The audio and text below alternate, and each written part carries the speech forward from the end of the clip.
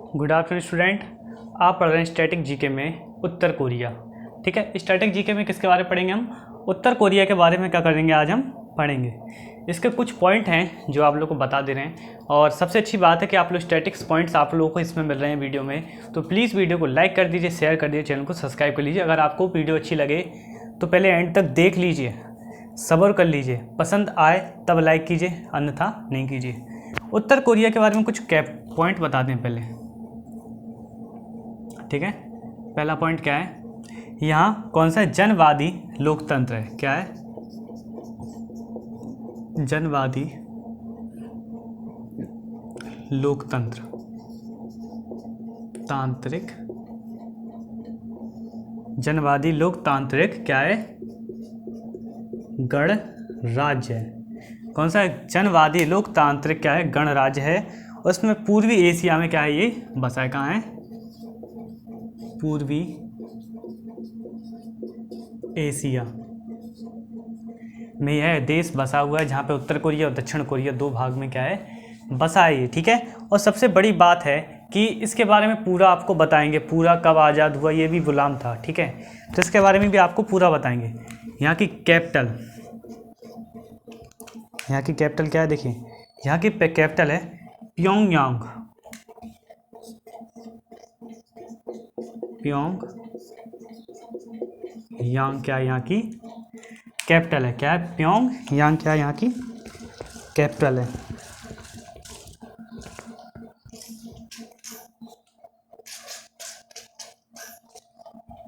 ठीक है, प्योंगयांग यहाँ की क्या है? कैपिटल है। सबसे बड़ी बात है कि आप लोग कुछ चीज़ें पॉइंट आप लोग कहीं पे भी नहीं मिलेंगे। ठीक है, पूरे यूट्यूब पर भी आप देख लोगे ना तो नहीं मिलेंगे आपको। और यहाँ की नई रही एक नदी की बात, अब आती है इस नदी की कहानी स्टार्ट।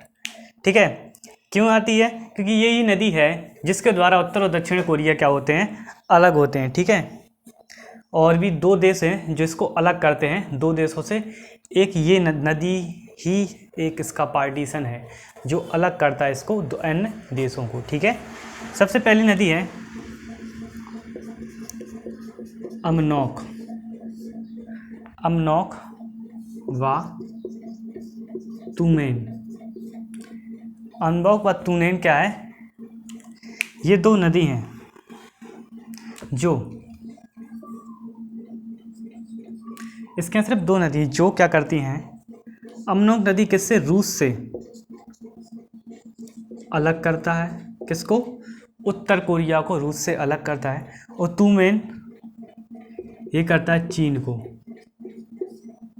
कितनी अच्छी बात है कि दो, देखिए पूरे देश में दो ऐसी नदी हैं और वो दो नदियां ही क्या करती हैं? इसकी पूरी जीवन धारा संभाली। मतलब कि पानी का स्रोत यही है इनके पास, जिसके द्वारा और सबसे बड़ी बात सीमाओं का स्रोत भी यही है कि दो नदियां हैं, वो भी क्या करती हैं? दोनों देशों को अलग करती, मतलब उत्तर कोरिया को रूस से अलग करती हैं। कौन?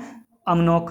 उत्तर कोरिया को तुमेन नदी किससे? चीन से क्या करती है? अलग करती है। मतलब कि कितनी अच्छी बात है इसमें कि इन्होंने अपना पहले से ही सेफ्टी का इंतजाम कर रखा। नदी सूखेगी, अधिक्रमण कर लेंगे। ठीक है, आधा ये आधा वो, आधा ये आधा वो। ठीक है, वैसे ऐसा कभी हुआ नहीं आज तक, क्योंकि नदी बहुत ज़्यादा विशाल है और पूरा उत्तर कोरिया इसी से क्या करता है? पानी की सप्लाई। और भी बहुत चीज़ें होती हैं जो इसमें देखने को अगर बताने को हो जाए ना तो कम से कम ये वीडियो भी कम पड़ जाएगी आपको। ठीक है, इसके बाद इनका राष्ट्रबाग क्या है? राष्ट्रबाग समझे आप? जैसे अपने देश का राष्ट्रबाग है सत्यमेव जयते। ठीक है, ऐसे इनका राष्ट्रबाग है शक्तिशाली और समृद्ध देश। कौन सा है? शक्तिशाली और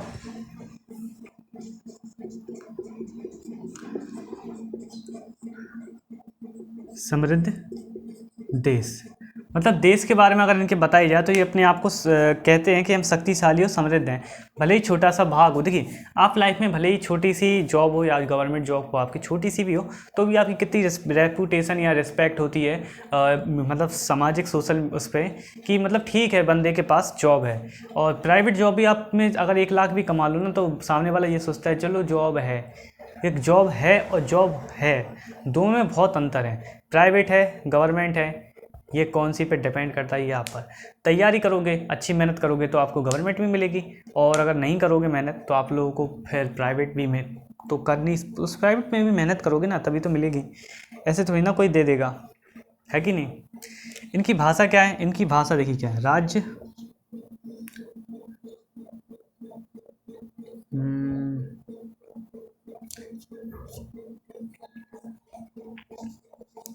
राजभाषा बोलेंगे इनको, क्योंकि इनके आगे कोई राष्ट्रभाषा नहीं है, ठीक है। ये सबसे बड़ा पॉइंट है, इनको राजभाषा बोला, उन्होंने कभी राष्ट्रभाषा का प्रयोग नहीं किया अपनी उसमें, ठीक है। राजभाषा क्या है इनकी, इनकी एक कोरियाई भाषा, कोरियाई भाषा। अब आप जाओगे कोरिया कंट्री में कभी जाना तो वहाँ की कोरियाई भाषा सीखना, वैसे बाकी सर अगर आप लोग जा पाए तब इस चीज़ को देखा जाएगा। और इसके बाद चलते हैं इनके, और भी इनकी बहुत सारी चीज़ें हैं जो इतने इसमें नहीं हो पाएंगे आप लोग, तो ये वाला अगर समझ गए हो तो ये मिटाते हैं और चलते हैं नेक्स्ट पॉइंट पर, ठीक है।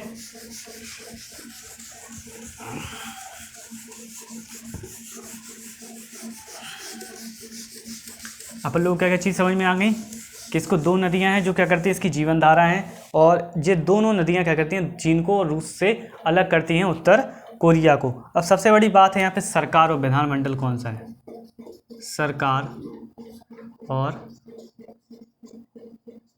विधान मंडल, इससे पूरे देश के बारे में आपको पता चल जाएगा। यह की सरकार है एक दल वामपंथी राज्य, कौन सा है, एक दल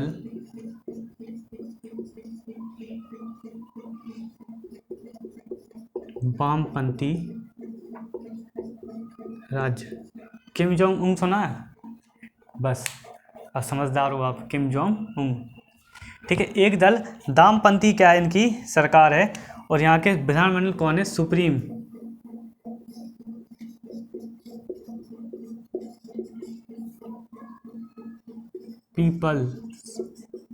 सुप्रीम पीपल्स असेंबली,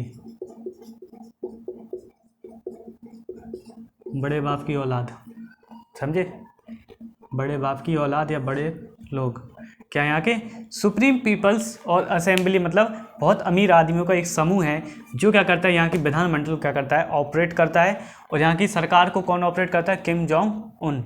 और जो यहाँ के एकल दल वामपंथी राज्य, मतलब कि एक ही सरकार है, आप उसी को वोट दोगे, आप वोट नहीं दोगे तो आपको क्या मिलेगी, सजा मिलेगी, ठीक है। इस चीज़ को बताया गया। अब चलते हैं इसकी स्वतंत्रता या स्थापना। स्वतंत्र स्थापना दो अलग अलग शब्द इसलिए प्रयोग किए क्योंकि ये पहले क्या था, गुलाम था,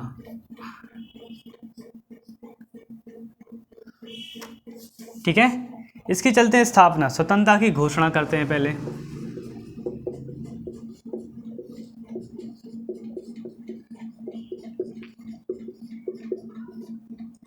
मुक्त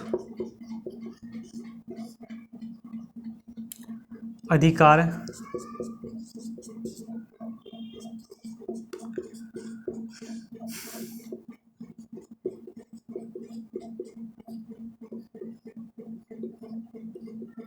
ये 3 पॉइंट किस में आए हैं, स्थापना में आए। क्यों आए हैं, क्योंकि ये पहले क्या था, गुलाम था, फिर गुलाम के बाद क्या हुआ जी, आज़ाद हुआ, आज़ाद के बाद इसकी अधिकारी घोषणा हुई कि हम क्या कर दिया गया कि हाँ अब इसको आज़ाद कर दिया गया। ये आपको डिटेल में बताते हैं, जैसे कि इसको जापान द्वारा क्या किया गया था, इसको अपने संरक्षण में रखा गया था, या जापान ने इस पर क्या रखा था, अपना कब्जा रखा था। जब इसमें वर्ल्ड वॉर वगैरह हुई थी उस टाइम ही क्या हो गया था, जापान ने इस पर, उससे पहले ही इस पर क्या कर लिया था, अपने आधिकारिक क्षेत्र में मतलब अपना हिस्सा बना कर रखा था, मतलब पूरे जापान ने इसको कब्जा रखा था, ठीक है, इसको गुलाम बना कर रखा था। जिसके बाद इन लोगों ने सोचा कि हमें आज़ाद होना चाहिए, और जापान ने कब से कब तक इनको गुलाम बना रखा, देखिए इनको रखा किस, देखिए स्वतंत्रता की घोषणा बता देते हैं। फिर स्वतंत्रता की घोषणा की इन्होंने 1 मई 1919 में, 1 मई 1919 में क्या कर दी इन्होंने, स्वतंत्रता की क्या की घोषणा, मगर स्वतंत्र नहीं हुआ ये कब तक राज चला जापान का, 1910 से 1945 तक, कितने साल राज किया, 35 साल जापान ने इस पर राज किया, किस पर, उत्तर कोरिया पर, किसने रखा? जापान ने। यहाँ पे लिख देते हैं जापान द्वारा अपने पास रखा गया, मतलब कब्जा कर रखा गया। जिसके बाद जब 1945 में जब जापान के ऊपर परमाणु अटैक हुआ द्वितीय विश्व युद्ध में, तब जापान ने इसको क्या कर दिया गया? मुक्त कर दिया गया। कब मुक्त किया गया? इसको मुक्त किया गया 15 अगस्त 1945 में। ये क्या हो गया? मुक्त हो गया। कि क्योंकि जापान के पास इतना वो बहुत, क्योंकि इसने क्या किया था? विरोधी देशों का समर्थन किया था, अमेरिका का साथ दिया। अमेरिका ने इसको आज़ाद कराने के लिए कह दी, अमेरिका ने इसको परमाणु बम पटक दिया। जिसके बाद क्या हो गया? किसको? जापान के ऊपर हिरोशिमा और नागासा। ठीक है, 9 अगस्त और शायद 9 अगस्त को है, एक 6 अगस्त को, एक 9 अगस्त को। ठीक है, हिरोशिमा और नागासाका। ठीक है, तो 2 पर कर दिया। जिसके बाद इसने 15 अगस्त 1945 में जापान ने इसके सामने समर्पण कर दिया कि ठीक है भाई, आप लोग अपना चलाइए, हम आपको क्या कर देते हैं? मुक्त कर देते हैं। जिसके बाद इसकी आधिकारिक रूप से घोषणा कब हुई? 9 सितंबर 1948 को क्या हो गई? इसकी आधिकारिक रूप से क्या हो गई? घोषणा हो गई। क्यों हो गई? क्योंकि देखिए, कोई भी चीज़ होती है एकदम से हटती तो नहीं है। जैसे आपसे कहते जाओ, भाग जाओ घर से, क्या करोगे आप? पहले सोचोगे भैया ऐसा क्यों बोल रहा, क्या हमने क्या कर दिया? ठीक है ना। अब ऐसे कहोगे ठीक है आप बाहर जाइए, तो जॉब वॉब कीजिए, अच्छा नहीं लग रहा, या आप लोग बाहर घुमाइए, ऐसे कहेंगे तो कितना अच्छा लगेगा। अगर भाग जाओ, कहाँ भाग जाओ, कुछ नहीं बोलेंगे। तो ये बहुत होता है। इसलिए 3 साल कम से कम इनको लगा अपनी पूरी तरह से जापान से हटने, मतलब जापानियों के इनके यहाँ से हटने में, और भी अपने आप को समझ, वर्ल्ड वॉर में बहुत सी चीज़ें ऐसी हो गई थी जिसके बाद इनको संभलने में भी क्या लगा? टाइम लगा। ठीक है, और आधिकारिक रूप से घोषणा 9 सितंबर को क्या हो गई? इनकी आधिकारिक रूप से क्या हो गई? घोषणा कर दी। जिसके बाद इनका क्षेत्रफल कितना रहा? क्षेत्रफल, जनसंख्या और मुद्रा। इनका एक अकाल भी पड़ा था, ये भी आपको बता देते हैं, अकाल। जिसके बाद और देशों से क्या मांगी थी इन्होंने? मदद मांगी थी। ठीक है, इनका क्षेत्रफल है 120,540, 1,20,540 किलोमीटर स्क्वायर, मतलब काफ़ी अच्छा हिस्सा है। मतलब एक राज्य के बराबर कम से कम इसका के पास है हिस्सा, अपने देश के एक राज्य के बराबर क्या इसके पास हिस्सा है। और इसकी जनसंख्या कितनी है अभी 2020 के सेंसस में?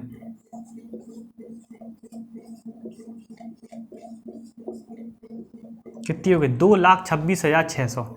2,26,600 क्या इसकी जनसंख्या है। और इनकी मुद्रा है उत्तर कोरियाई वॉन। इनका रुपया है ये। ठीक है, कौन सा? उत्तर कोरियाई वॉन क्या है यहाँ का रुपया। और यहाँ पे अकाल मृत्यु, अकाल कब पड़ा था? 1994 से 98 तक क्या पड़ा था यहाँ पे? अकाल पड़ा था। मतलब पूरे 4 साल क्या पड़ा था यहाँ पे? अकाल पड़ा था। जिसमें इनकी मृत्यु दर कितनी रही? 0.24 से 0.42 मिलियन।